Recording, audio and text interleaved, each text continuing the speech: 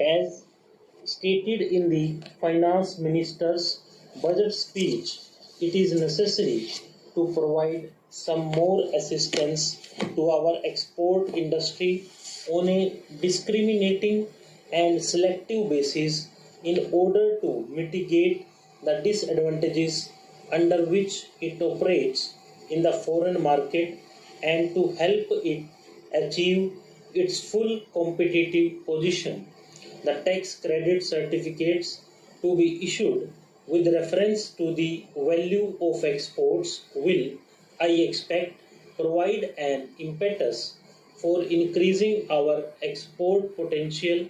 and augment our foreign exchange earnings. In this connection, it is proposed to set up an advisory board on tax credit certificates for our exports to advise government regarding the commodities for which the certificates should be granted as also the rates. The board will, wherever necessary, invite the commercial interests concerned to present their views before it. The Commerce Secretary will be the chairman of the board and a senior officer each from the Ministry of Finance and the ministry in charge of the export commodity concerned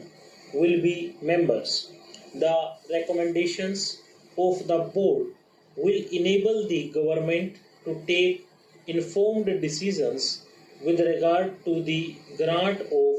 these certificates. The measures for encouraging investment of surplus funds in production channels include a provision for revival in a modified form of the exemption from wealth tax of individuals and Hindu undivided families on the value of their investments in equity shares of industrial companies.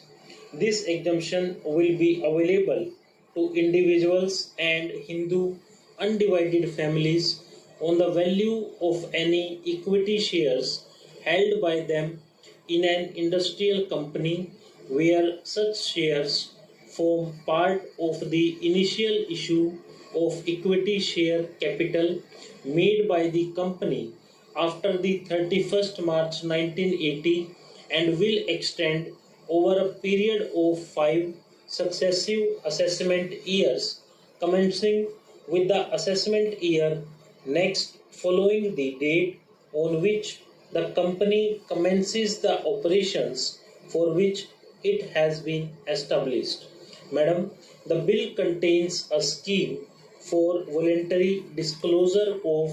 unaccounted income during a period of 3 months from 1st March to 31st May 1985.